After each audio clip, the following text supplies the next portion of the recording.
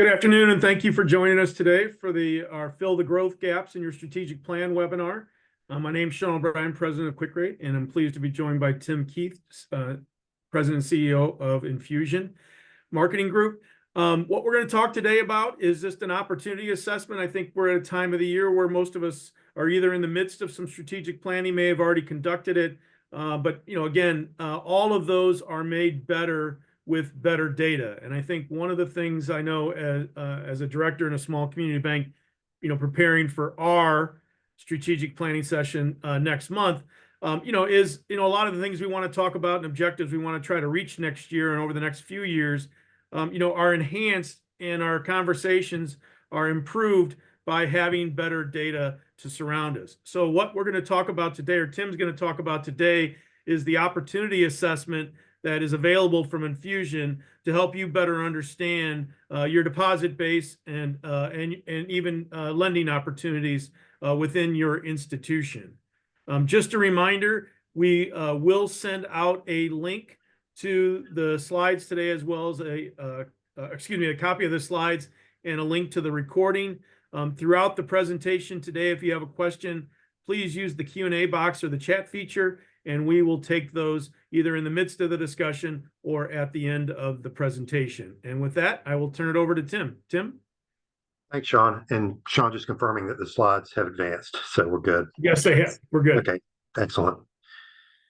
It's so good to be with all of you today. Just a little history on Infusion. Infusion acquired QuickRate back in May. We've been around, it'll be 17 years in December. But our heritage goes back to a predecessor company called Fusion Marketing that takes us back almost 35 years, really when banks first got MCIF systems and got really access to rich customer data. So we've been helping banks for a long, long time. We just went over 18 billion in deposits and loans generated through directly through the efforts of our partnerships with our banking clients. And so we are very results oriented. Our strategy team and all of our client teams are led by senior strategists, and our strategy team are veteran bankers. Personally, I did a couple of stints, including a stint at First Tennessee, managing deposit portfolios there. That was actually during the last sustained rising rate cycle. We were a very aggressive lender, and so liquidity was a challenge during that cycle, and so as it has been for a lot of you these last 3 or 4 years, as rates have gone up and now have started to go back down.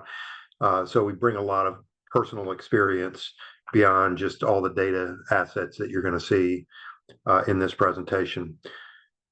So to pick up on what Sean said, I think it's a uniquely challenging time in terms of developing our plans and our budgets. If you really think about everything that's happened in the last 4 or 5 years, most of our clients going into the pandemic had pretty solid loan growth, looking for deposits. The pandemic hits, interest rates drop to 0% overnight. We have a flood of federal money, really unprecedented amount of stimulus coming to the economy. So we're floating in liquidity, and now we're trying to loan out that money. And just as soon as we thought we would always be liquid, we have spiking inflation and a historically aggressive rising rate cycle, really, that we hadn't seen before. And there's a lot of microcosms of that.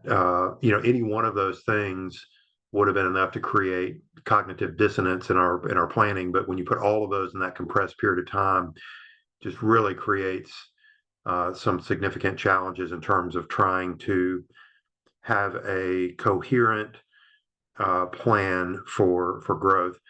I think 2023 for most of our clients, really overwhelming, almost all of our clients, was all about liquidity. So do I have my funding needs covered? And do I have my funding needs covered in a competitive deposit environment we haven't been in since most of us have been in banking? I think the transition we've seen in working hand in hand with clients in 24 is, okay, we feel better about where we are from a liquidity funding perspective, but we need to work on our margins and our profitability. So more sensitivity to expenses, and more sensitivity to net interest margin, deposit mix, really trying to work on our cost of funds. It's been a major focus for a lot of our clients this year, and I think going into next year as well. At some point, though, we're going to have to start growing again. And so it's one thing to survive. It's another thing to, and to try to improve our profitability. But at some point, we've got to grow. And with interest rates going down, hopefully that presents an opportunity for asset growth. And so you put all of that together in terms of just trying to have a coherent planning process. And that's what we're going to talk about today. So what you see on the screen here are kind of the phases here. Assessing where we are, developing a plan to get where we're trying to go, being able to act on that plan in a way that produces the results we're looking to generate, and to evaluate how we're doing relative to plan and make adjustments along the way. Not just making adjustments in a static environment, but making adjustments in a dynamic environment. We're not sure what's going to happen with interest rates over the next 6, 12, 18, 24 months. If you look even today in the news, you have different Fed officials saying different things about where they think rates are going. And so we've got to be prepared to be nimble and to adapt to what actually happens. And the more data we can throw at it, the better off we're going to be. And that's what we're going to talk about a lot today. So where do we start in developing a plan? I think you can't develop a route from where you are today to where you're trying to go without having an accurate understanding of where you are.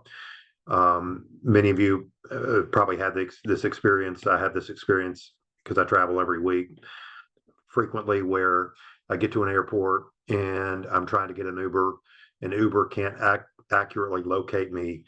And I know I'm not going to get in that car until they figure out where I am, because I'm not going to be able to connect with the driver. And so it's great to know where I'm going, but I have to have an accurate starting point to be able to get there. And so I think that's really critical, again, given everything that's happened these last few years, to have an accurate understanding of where you're starting from and developing a plan. And benchmarking against peers, I think, is always valuable, but particularly right now, how have we weathered these last few years compared to where our peers are? What can we learn from how we compare to our peers that helps us develop a plan forward? How can we identify the lowest hanging fruit we have that corresponds with the growth areas that we want to focus on? And so that's what a good benchmarking study can help us do, get an accurate understanding of where we're starting, and then it's a jumping off point for planning. So OA here is what Sean referred to, opportunity assessment.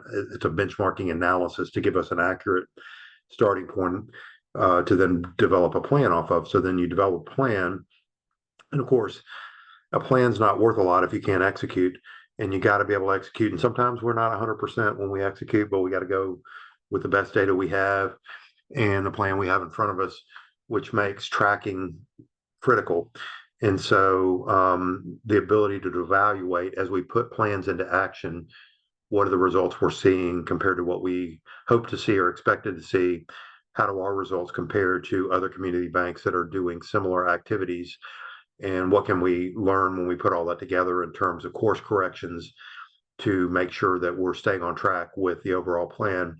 And then ultimately being able to come back and to our benchmarking on a periodic basis to see, are the activities we're undertaking moving the needle in terms of getting us from point A, our starting point, to point B, where the plan has us in terms of our budget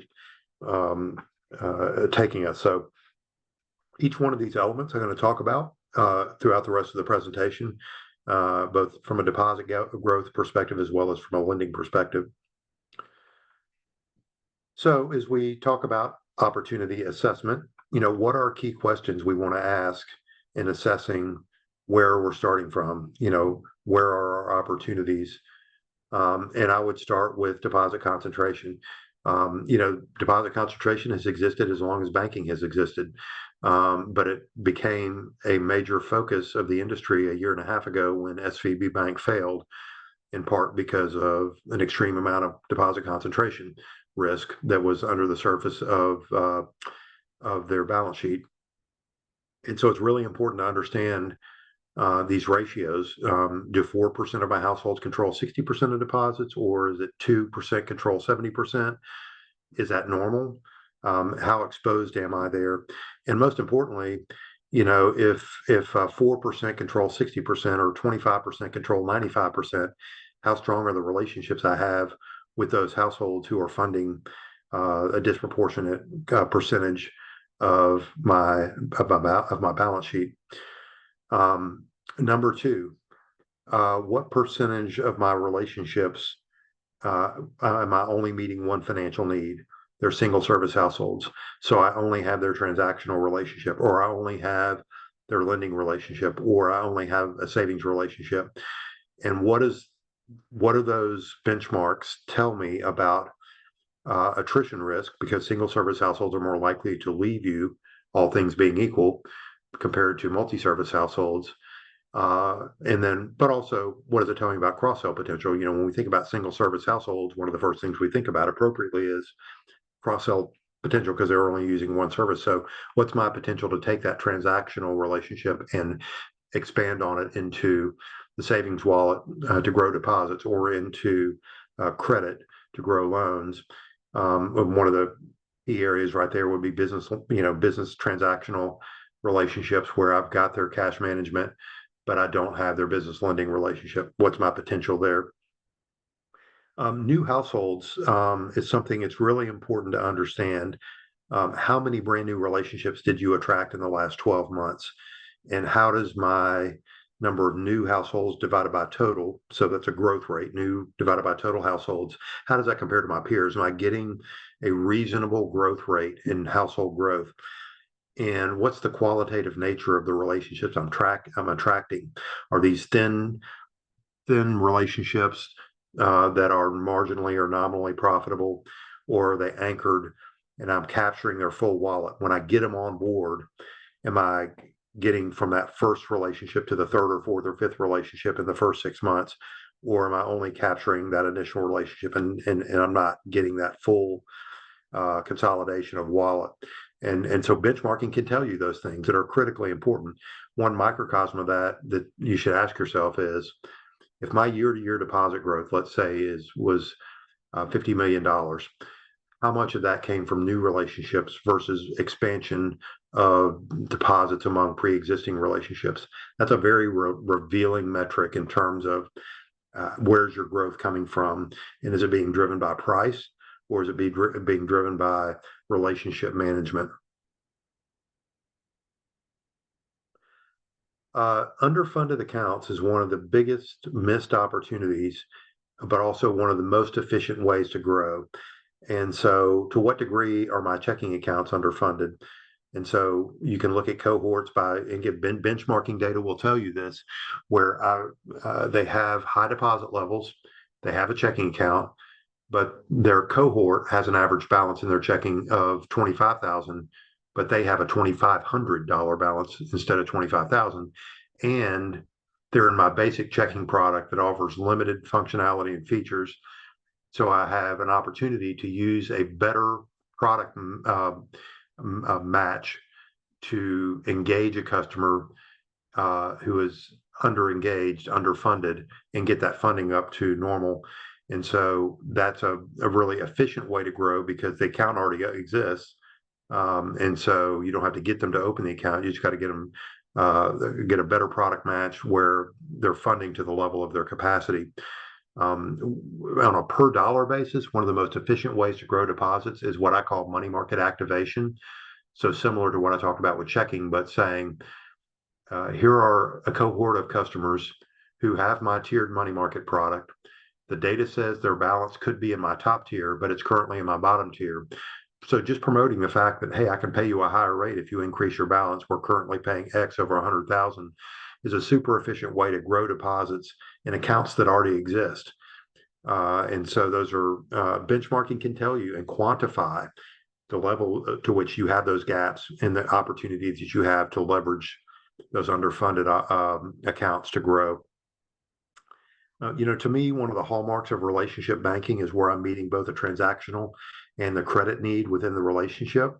And so benchmarking can tell you, do my credit households have normative levels of checking penetration by category? So do my mortgage households have a normative level of checking penetration, and et cetera? And then on the flip side, do my checking households have a normative level of credit penetration? So where do I have opportunities to grow checking within my lending base? Where do I have opportunities to grow loans within my checking base? And how do I quantify those gaps? Something we're going to talk about more in a moment.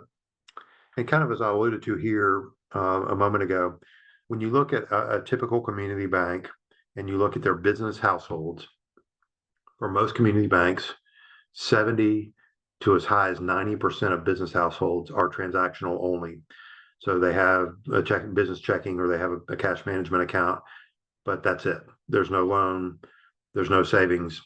And so those create huge opportunities to grow business lending where you already have that core transactional relationship that you can leverage off of. So we'll talk about how different aspects of data predict the ability to do that efficiently.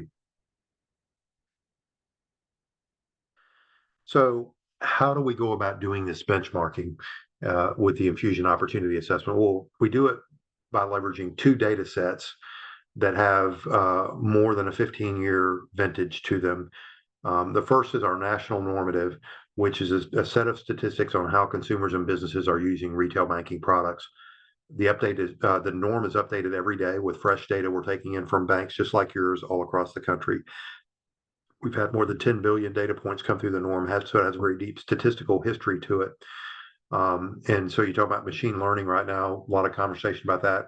In our case, every day we get in data from banks like yours. The machine identifies, okay, there's a new data set here. It runs a variety of standardization and householding routines against that data. It calculates a whole series of statistics that I'll show you examples of in a moment. It dumps those into the database. The database automatically recalculates, and all that happens without any individual touching it. It's the machine automatically recalculating continually what's happening out there in terms of how consumers and businesses are consuming and funding and using banking products. So what we have the ability to do is to take a data extract from your institution, run the same set of statistics and the same standardization routines against the data, and then compare your statistics to the current living, breathing norm. And then that's the benchmark that gives us the ability to identify gaps that correspond with the product areas that you're looking to grow, identify attrition risk factors that are kind of like icebergs under the water that we want to be proactive in navigating around, identifying strengths of the organization that might be more fully leveraged through a focused efforts. And so that's what good benchmarking does for you in the national normative. Gives us a very uniquely effective tool in doing that. Our second data set is our campaign tracking norm. This is also automatically updated continuously every day because that same process I described a moment ago. So the machine identifies this client has a new data file out there. The machine also identifies, oh, and this client has 6 campaigns that need to be tracked. It'll run tracking on all those campaigns, and it'll dump all the tracking statistics into the database. And because we're using standardized definitions of bank products and services, segmentation, and campaign response, this becomes a universally meaningful data set, again, that's continually updated. More than 100 million marketing contacts are in that database.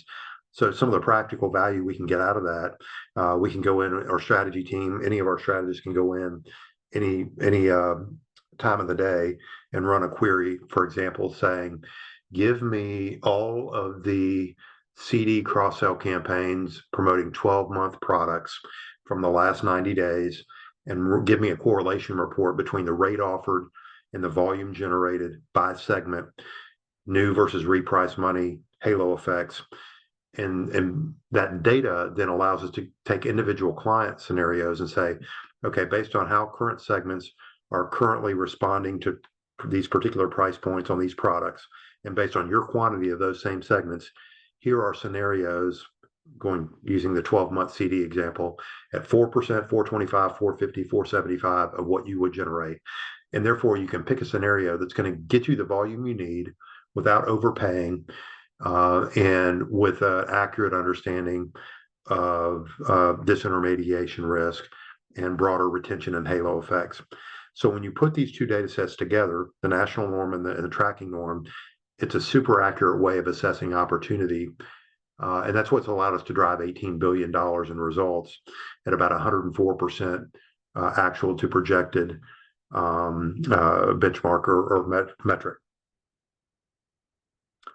So some of the key metrics that you would see in an opportunity assessment would be product ownership rates and product funding rates compared to peers for both business and consumer. So, for example, what percentage of mortgage households have a checking? What percentage of business checking households also have a business loan? I'm going to show you examples of all of this in a moment. So we can identify those gaps and quantify those gaps by product category, and then have pro forma projections for closing the gaps based on the most efficiently priced product offers from the data. I talked about new households a moment ago. So key metrics include new household formation rates compared to peers for both business and consumer, digital adoption of new checking households compared to peer, wallet share capture for new households compared to peer, business, consumer. Single service usage, this is one of the really most insightful sections of the assessment. What percentage of my checking households only have checking? What percentage of my mortgage households only have mortgage? What percentage of my CD households are single service CDs that are by definition more rate sensitive? And what does all of that tell me about attrition risk, cross-sell potential? You think about maturing CDs over the next 12, 18 months, the ability to understand how exposed I am in key bubbles relative to peer for pure rate shoppers who don't have anything but a CD and are more likely to expect premium pricing if you want to keep that deposit. So those sort of benchmarks really give us valuable data. Deposit concentration, I talked about that. How do my ratios compare to my peers in terms of concentration ratios, and how strong are my relationships with my highest depositors? Key metrics on dual usage of checking and credit products, I talked about that earlier. And then model scenarios for deposit growth at the most efficient cost of funds scenario available. So one of the things I tell clients all the time is our challenge in managing our deposit portfolio is always, how do I balance the amount of funding I need at a point in time with the most efficient available cost of funds scenario at that time? So it's a lot easier to say, well, what does my volume need? It's a lot harder to say, well, what's my most efficient available cost of funds scenario? That's where the benchmark data can really help us answer that part of the question. And then, of course, looking broader into my marketplace and saying, how do the demographics of my customer set compare to the broader demographics in my market? And what does that tell me about my opportunity to grow new households? So key deliverables of the opportunity assessment starts with an in-person presentation led by a senior strategist, that's myself, or one of the senior strategists from our team. And that's an in-person with your bank's leadership team, 2-hour presentation going through the data. And the data itself, as you'll see on the next few slides, is really fascinating, interesting, and super helpful. But the conversation is also helpful. I do these every week. I'm out in California this week. I did one yesterday. And so the conversations that I'm having with your peers as we go through similar data then generate conversations where I can share what I'm hearing from your peers about why their metrics are above norm or below norm in key categories. What are you doing that's working? And so we work really hard to pollinate those key insights across the industry through these presentations. So the in-person presentation part of it is valuable beyond just the data itself. You also get a 40-page written document that includes market breakouts and details. And again, I'm going to show you some screenshots here in a moment. And then you also have engagement options. A benchmark analysis can be interesting, but not worth a lot if you don't have the what do you do about it part. So we give you the what do you do about it. In many cases, clients can use those recommendations to improve things they're already doing. But in many cases, they also look to engage with Infusion to help go after those opportunities. So we include engagement options and pro forma projections associated with those options. So I want to show some screenshots from recent assessments we've done for some of your peers. And this is a deposit concentration table for one of our community bank clients. And I love this view of the data because it intersects a balance sheet view with a customer relationship view. You don't have to choose between managing portfolios or managing relationships. We can do both at the same time. But to do it, we've got to be able to bring key data points together to understand how these things interact, how our portfolios interact with our relationships. And this does this in a very comprehensive and impactful way. So on the left here, we have 6 ranges of deposits from $1 to 250,000 plus. You have the number of households that have that level of deposits with the bank, the percentage of deposits they control, the percentage with checking, the percentage or the average checking balance, the percentage that only use one service with the bank, and the percentage that have credit. And then we have indexes interspersed throughout the table. And the indexes are where we compare the individual metrics to the average bank. So an index of 100 on a particular metric equals the average bank for that metric. So if your index is 120, you're 20% above the average bank in that metric. If your index is 80, you're 20% below. And so one of the things we do with this particular table is the top 4 rows, which is $10,000 or more in deposits. We aggregate that in this bottom row that says high deposit households. So these are households that have 10,000 or more with the bank. So for this bank, that's 3,006 households, which is 35.6% of their households. They control right at $300 million in deposits, which is for this bank 96% of their deposits. So using our indexes, that 96% of deposits controlled is an index of 99. And so that's normal because the index of 100 is exactly on the norm. The 36% of deposits or households in that segment is an index of 88.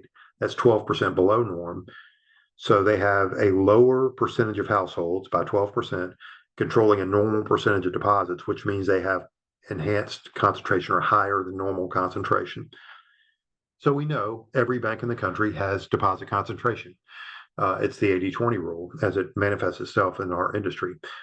So we know that going in. Now we know for this client that their concentration is higher than normal because their funding base is more narrow on a percentage basis than the average bank. So the question becomes, how strong are my relationships with the 36% of deposit households that are controlling 96% of deposits? So we would answer that question in 3 ways. Do I have their core checking? Do they use one service with me or multiple services with me? And do they have credit with me that serves as an anchor on the deposit? So for this bank, if we keep going from left to right on the bottom row here, 83.7% of their high depositors have checking with them, which is an index of 102. So that's good. That's above norm. Average balance 42.5. But when you go up by tier, you can see every tier you go up, the index drops. And they actually have an 8% gap in checking penetration in the top tier and a slight gap in the second tier down, which, by the way, when you add those together, is almost 70% of their deposits are in those top 2 tiers, and they're below norm for checking penetration, percentage of households with checking. When you look at these average balances, 169,000, 76,000, 41,000. One of our challenges right now that relates to all this discombobulation I talked about earlier is during the height of the stimulus, checking balance was more magically growing, like in historic ways without account growth because of the stimulus. And that completely reversed over the last 18, 24 months, where all that money that piled up into checking has gone back out into a traditional mix of checking, savings, CDs, money markets, et cetera. And so if we want to grow checking or just even maintain checking as a percentage of our deposit funding mix, we've got to grow accounts.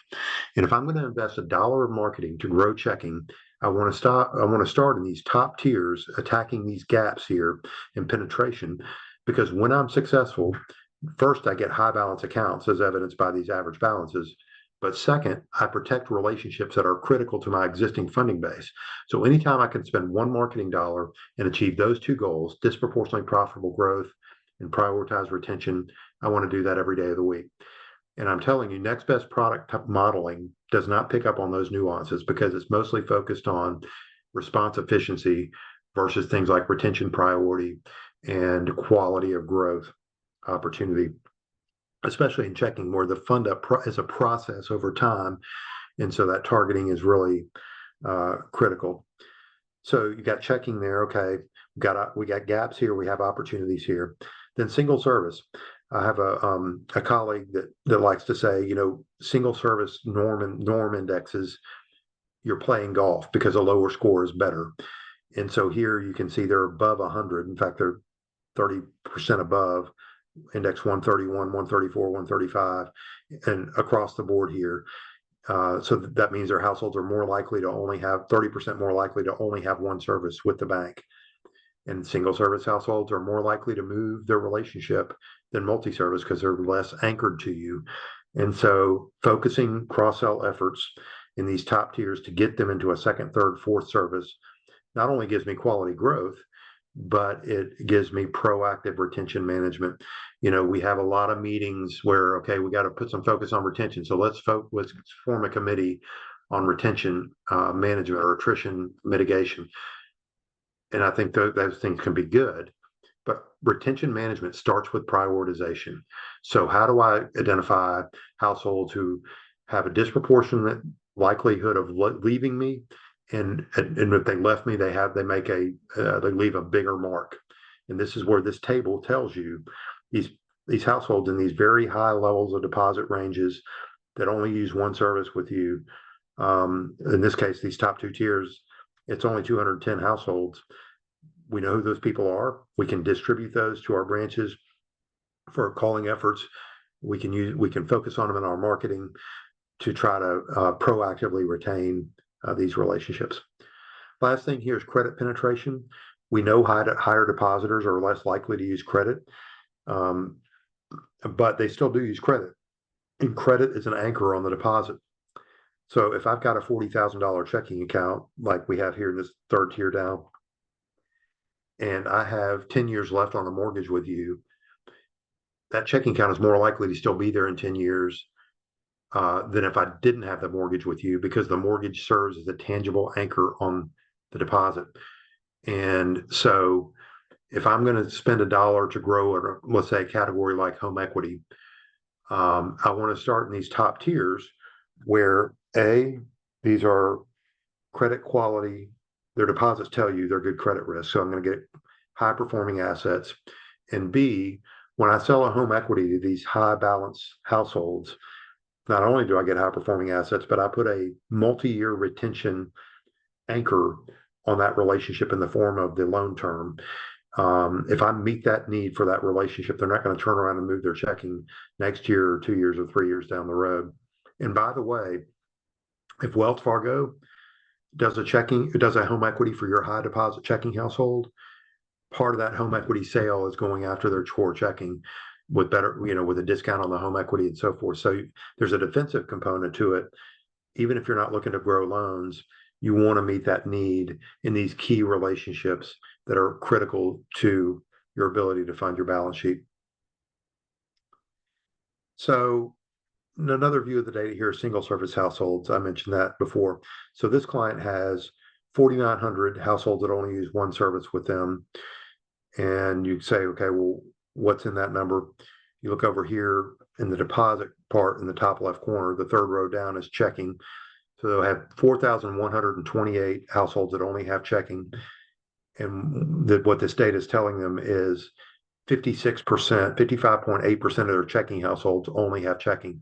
You need to know what that percentage is and how it compares. Now, average balance is $12,000. And that tells you a significant amount about financial capacity. So I would argue outside of maybe FICO score, the amount of money someone keeps in their checking from month to month to month tells you more about their financial capacity than any other metric. And here I know all I have is their checking by definition. They're single service, but they have 12,000 in that checking. And when you look at interest checking, I have 400 of those with a $35,000 average balance. These people have money somewhere else. If I got 35,000 in my checking and that's all I have with you, I got a lot of money somewhere else. So this becomes an audience I can target for efficient cross-sell.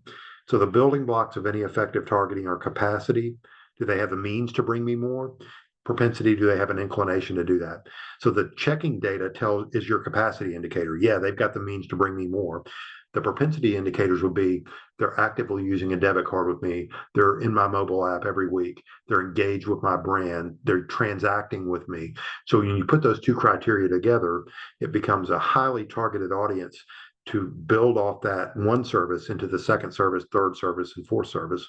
And by the way, that household who is transacting with me and engaged with me in that way is going to bring me deposits at a lower cost of funds than someone off the street who has no bank relationship with me. And I know we want new money. I get it. Disintermediation risk. I get that. I was a banker. I know that risk.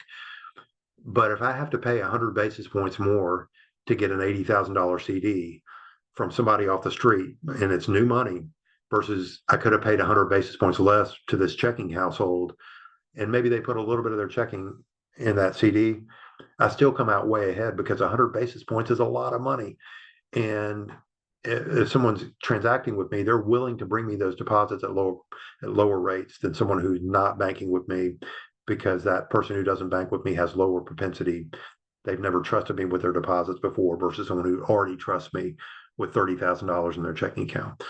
So that shows you, that targeting ability. One of the other categories we like to look at are liquid deposits. So in savings and money market combined, they've got about $13 million in deposits held by households that only have a savings or only have a money market. It's only 450 households. In money market, it's almost $8 million held by just 76 households. It's a liquid account. They could move the money anytime they want. So again, getting those households into a checking not only gives you quality checking, but it shores up this $8 million. So I don't have to go out and replace it with more expensive money. So that's where this benchmark data can really isolate both cross-sell opportunities as well as attrition type of risk factors. Looking at our high deposit household, so if we go back 2 slides to deposit concentration, this bank had 3,006 high deposit households. So we can look at those and say, okay, what do they currently have with me? And in this case, 83.7% have checking, average balance $42,000. Even the average non-interest checking balance is $36,000. So that's why my first dollar spent on checking is closing that 16% gap in penetration in this segment, because these average balances, these are very profitable checking balances. But as a practical matter, sometimes the simplest math is the best math. 2,500 high deposit checking households minus 300 high deposit money market households means I have more than high deposit checking households who don't have a money market with me. The ones that do, the average balance is $123,000. So being able to expand money market penetration in my high deposit checking base, I can do that without having to promote rates, because I can emphasize liquidity, the convenience of being able to transfer money back and forth from money market to checking through online banking, the fact that I have a tiered product where the more you deposit, the more I can pay you. All of these sort of factors allow me to mine this high deposit checking growth to get money market growth without having to use rates to do it. And so they got 39 million in high deposit money market balances. They could double that just through that type of promotion, going from 10% penetration to 20% and adding 40 million in the process. By the way, also, you can look down here in the bottom left, only 1.7% of their high depositors have a home equity with them. And again, these are folks that have high property values, chunks of lendable equity. And so that's a quality loan growth opportunity. The ones that do have a home equity have an $82,000 average balances, because again, their property values are high. You can look at a gap analysis like we see here. And if I go down to home equity, you can see on the left here, this is penetration index, of what percentage of households compared to peer own. Their home equity index is 10. That means they're 90% below norm. So I can run a math calculation to see how much, if I could just get to where the average bank is, which is by no means a barrier, that's as normative, what would that add to my home equity portfolio? So when I start saying, how am I going to grow assets? Well, I want to grow home equity assets. I go back here and say, I've got about $4 million here. If I could multiply that by 5, I got 20 million now. And that's a gap that's quantifiable and achievable because it's so far below norm. You see money market also, you see that gap right there that I talked about earlier, where I can quantify my ability to grow money market deposits among my high deposit checking households by calculating what that gap represents in actual balances compared to the average bank. I talked about single service business households. So for this client, they have 4,217 business households that only use one service with them, and 3,592 of them in the top left corner are business checking households. And so that's 8% above norm, that single service business checking penetration. And the average balance among single service business checking households is $58,000, which is 26% above norm. And so when I say, well, how do I want to grow? How can I grow business lending? We'll start right here where I've got 3,600 households where I already have the transaction relationship, and their average checking balance is 26% above norm, which tells me there's capacity to borrow. The amount of money a business keeps in their operating account is extraordinarily predictive of your ability to underwrite them for business lending. And so that creates a quantifiable target audience for growth. On the flip side, you have 382 business loan households who are single service, which means they don't have business checking or they don't have a cash management account. That's an opportunity there to cross-sell checking into that base as well. You can also look at business money market, business savings, and quantify those growth opportunities by targeting into that business checking to grow those categories of deposits as well. I talked about dual usage of checking and credit penetration.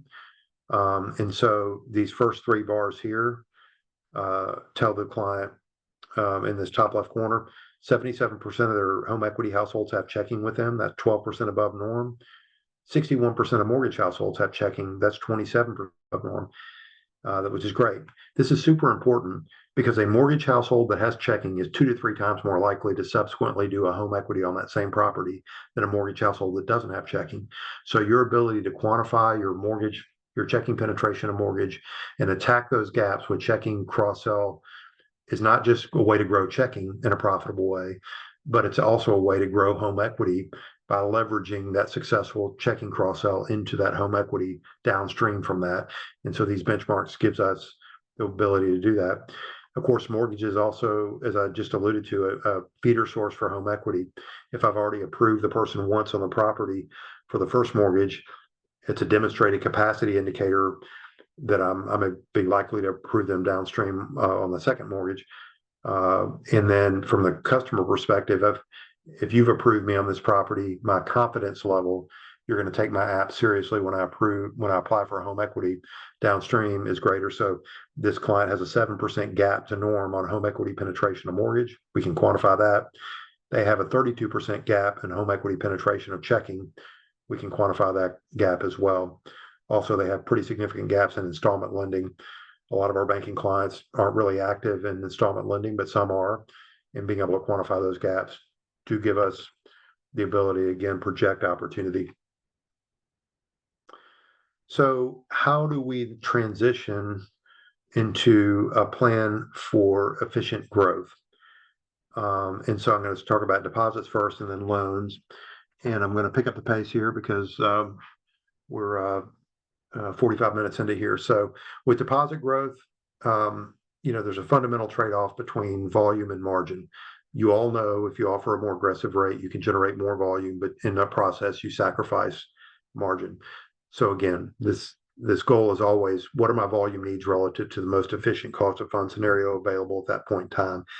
And by the way, that's in contrast to just matching competitor rates as a way of setting your deposit pricing. Number two, in an elevated rate environment, which even with the cut we had last week, we're still in an elevated rate environment. In many cases, the cost of overpaying to get new money is an actual greater cost than repricing through cross-sell of people who already have deposits with me. So don't take the caveman approach. New money good, repricing bad. Do the actual analysis, run the numbers, and say, where is my point at which I can grow a wallet? I can accept a little bit of disintermediation, but at price points that A, give me better short-term margins, and B, don't put constant price pressure on retention downstream. Because if I sell a CD at 5% instead of 4%, not only does it eat into my short-term margin, it also creates more stress when that deposit matures in terms of trying to hang on to it because it's priced 100 basis points more. So I believe if you want to grow deposits in a meaningful way, um, uh, but also try to manage your margins, you got to be willing to take some repricing risk. The single most consistent thing I've seen in 35 years of doing this is the more they have with you, the more they have somewhere else when it comes to deposits. The person that has 50,000 with you is disproportionately likely to have another 50, 100, 150, 200,000 somewhere else. We just see this show up consistently in our data. I'm going to show you a slide that shows that in a moment. As our business has become a digital business over the last number of years, as we've given customers technology to manage their accounts where they don't have to come to branches, and at the same time, with smartphones, customers screen your calls to them. So there's an opportunity cost associated with every conversation that would have happened with a customer in a branch or on the phone 5 years ago, 6 years ago, 8 years ago. That's not happening today. At the same time, our business has become a digital business. We have this growing plethora of online lending and online savings that we have to compete against, who offer low friction, well-priced products. So this should make marketing in general and digital marketing in particular an integrated and primary part of our growth strategy, because in many ways, digital proactive outreach is the only way we have to initiate conversations with customers about their changing financial needs. It's really critical concept to embrace in thinking about your ability to grow. Number 5, customers don't determine their borrowing needs based on when we decide to do outreach. As we all know, because we've all borrowed monies at different types of money at different times in our life. Some borrowing needs are planned well in advance. Some are not planned in advance at all. And those needs are individualized for all sorts of reasons, both business and consumer. So proactive outreach in these high capacity, high propensity segments is critical to create awareness in high propensity, credit propensity segments of what we have to offer and increase the likelihood of being in front of borrowers as they enter the market for credit. Businesses who are looking to expand, or consumers who are looking for their first mortgage, or looking for a vehicle, or whatever it might be. Number 6, I alluded to this earlier, but the best retention tool is proactive cross-selling. Waiting till a customer has a foot out the door to try to drag a foot back in the door is very inefficient. But meeting a wider range of their needs proactively prevents the foot from going out the door in the first place, and that's the goal. So we've talked about assessing data. We've transitioned now into planning, and we'll talk about acting and tracking.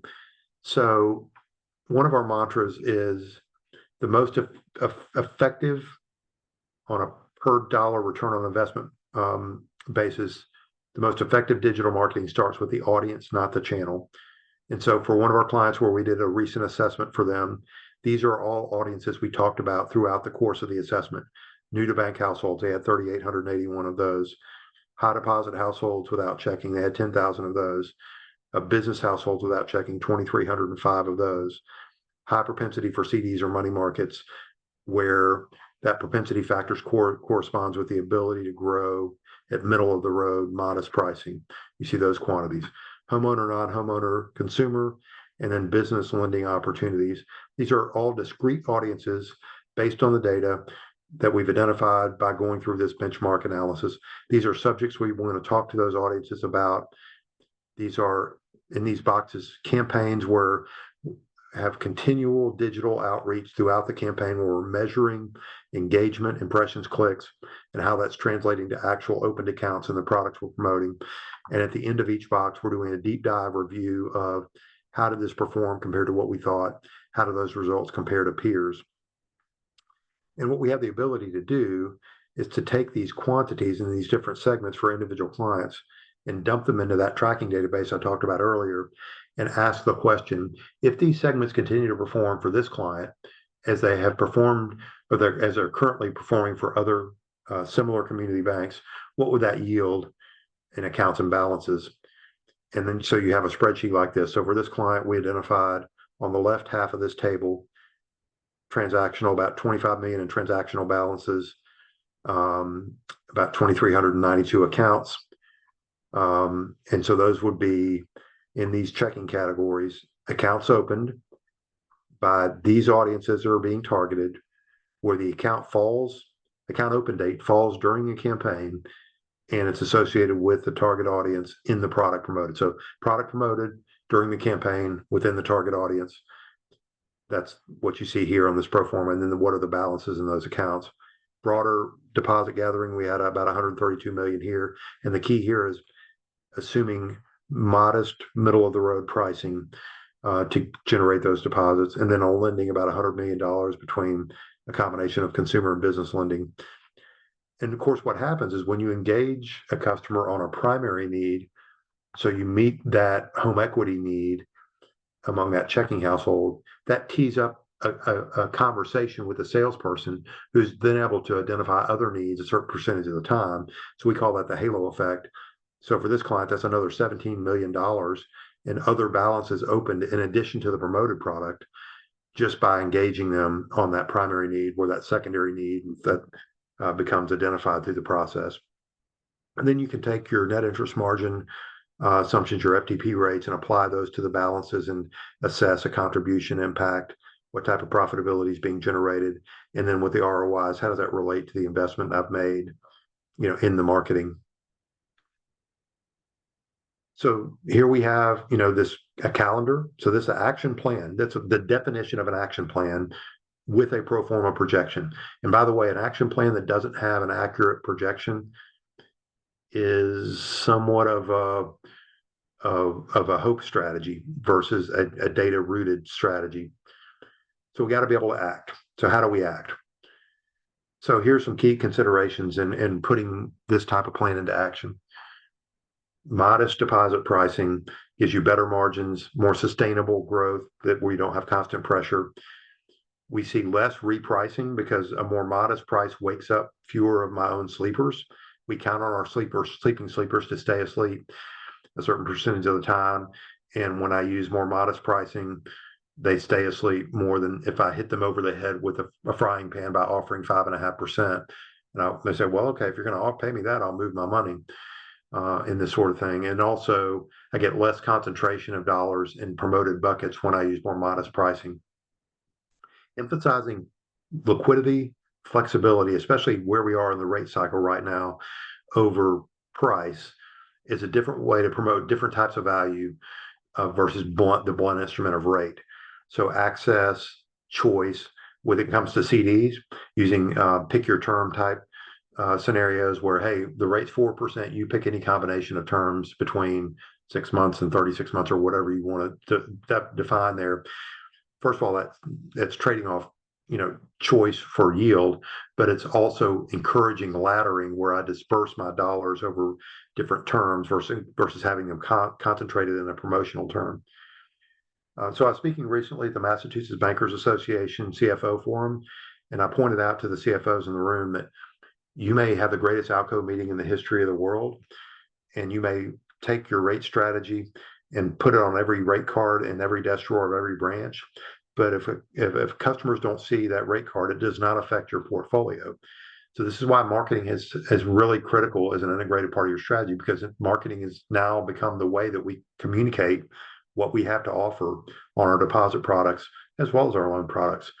So it's really critical to give customers a way to self-identify as in market through our marketing, to create engagement with the marketing.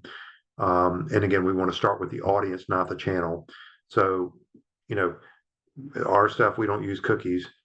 The data tells us who to target. We create a file of that target audience and we match those to digital channels and only show our message to the audience the data says we should be showing it to, and versus using cookies or buying lists on Facebook or that sort of thing. Onboarding new customers is not just about digital engagements. It's also a powerful opportunity to leverage recency of the establishment of a bank relationship into the broader financial wallet. You can draw a line straight down from month one of mortgage origination to month 120. And every month that goes by, your likelihood of conversion to checking declines. So focused checking onboarding of new mortgage households and new business loan households in that first 30, 60, 90, 120 days is really critical to capturing that second, third, fourth service and building off of that initial loan. Put all this together in this statement, get a base hit every day. It's trying to hit a home run with large scale campaigns 3 or 4 times a year.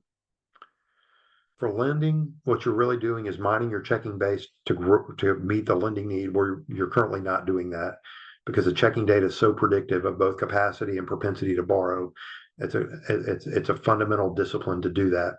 The second thing you're trying to do is systematically expand current borrowers into a second or third category, adding the home equity to the mortgage and so forth.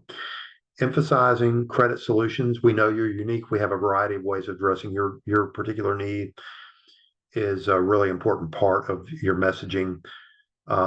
You want to promote the lead offers, but we want to also recognize that borrowers bring a whole lot of different preferences and capacity limitations to the lending process. So let the process play out. We may promote a home equity and we end up doing a business line of credit or vice versa, because that's what makes more sense for the particular offer. The goal of the marketing is to get them in the top of the funnel, and then let your salespeople end up meeting that need based on the way that makes the most sense for that customer at that point in time. Finally, tracking.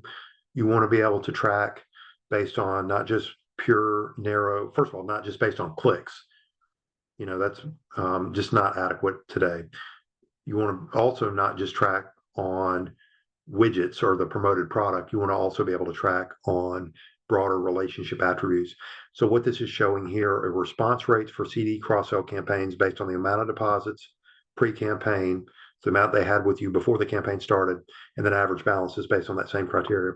And it shows that people who already had 50,000 are more likely to respond than people that had 10 to 50 or less than 10.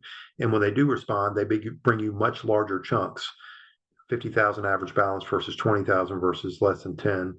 So it just shows you, again, the more they have with you, the more they have somewhere else, as I talked about earlier. You see exactly the reverse on lending. Response rates to loans correlate with deposits low to high, because the lower my deposit levels, the more likely I am to need credit. But then on the right, if I do borrow, the higher my deposit levels, the more capacity I have to borrow larger chunks. So you get a trade-off here. Yes, marketing to high depositors is less efficient, but it generates more balances. And of course, you could also argue higher credit quality. So you see these two contrasts in these two slides between deposits and loans give you the ammunition you need to do effective targeting. Also, you see response rates by number of services. The deeper you get in the relationship, the higher propensity there is to continue banking with you. So building off that single service to get to the second service, to get to the fourth service, creates more and more efficiency in your cross-sell marketing. Same thing with channel mix. The more channels I promote, the higher the likelihood that I'm going to get a response. So here's a quick case study and we'll wrap up. This client needed deposits, doing a lot of commercial lending. Their largest competitor in their market was promoting 2.25% promo rate on money market. It was all over the market. And so the client felt like, well, there's no way I'm going to get the deposits I need, which is $35 million, unless I match that rate, because they're promoting it all over the place. We did our analysis and said, actually, we can get 35 million at 175 just through better targeting instead of 225. So we put a campaign in market. Again, I estimated 35 million. Unfortunately, I was off. We only got 35.55 million, but we got 76% new money versus 70, what we projected. So we actually came out a little bit ahead. But the point was, I saved 50 basis points on $35 million. That's a lot of money just through better targeting and not just being lazy and matching the competing offer, but letting data tell us. So this Pinnacle Bank in Nashville, and you can see a combination of digital along with a letter here. From a lending perspective, this is Lakeland Bank in New Jersey. This shows you consistent outreach to credit active segments generates a lot of results. So over a number of years, we've generated almost 14,000 loans, $273 million in balances, another 90 in halo balances I talked about. Average cost per loan, 38 or 28 bucks. Where are you going to get that at that type of volume? And then 2,600 relationships converted from single service to multi-service. Over 1,000 checking households who bought their first loan ever with the bank through these campaigns. Scorecard, this is an example here, and you'll see this. I'm going to skip over this in the interest of time, but this will be in the materials that you'll have access to. Last thing here, and I'm going to actually skip ahead here to the final slide. Key takeaways. Never been a better time to do benchmarking than now, given everything that's happened in our industry in the last 5 years. The digitization of our business should make marketing a more critical component of every bank's growth strategy. Number 3, marketing that's not financially accountable in terms of tracking and benchmark tracking and financially meaningful tracking doesn't live up to the challenge of bullet point number 2. And finally, my summary statement is the discipline to act on opportunities as they present themselves in the data and measure the impact of those activities and adjust course is what's going to separate winners from losers in 2025, 2026, 2027, 2028. And so I hope that's been helpful to all of you. I apologize for going a minute over, but this material will be available to answer any questions through the chat or otherwise. Thanks, Tim. Yes, as Tim indicated, go ahead and, if you want, go ahead and, submit any final questions or in through the chat or the Q&A box. Again, I think hopefully you can see from Tim's presentation, there's a whole lot to learn from your own data. Being able to get your arms around it can be invaluable in multiple ways. So we certainly encourage you to reach out to us, schedule a call to talk about moving forward on an opportunity assessment, improve your strategic planning process, improve your budgeting process for next year, but find ways to try to tap in to your customer base, as Tim indicated, often has money and opportunities elsewhere, and better, profiling and segmentation of that can lead to better, marketing efforts to try and reach them and gain more wallet shares. So again, on behalf of Tim, thank you so much for attending today. Give us a call, email us at info@quickrate.com. We'd love to schedule a call to talk more about getting an opportunity assessment, and we will look forward to seeing you on a future Quick Rate Infusion webinar. Thank you so much, and have a great day. Thanks, everybody.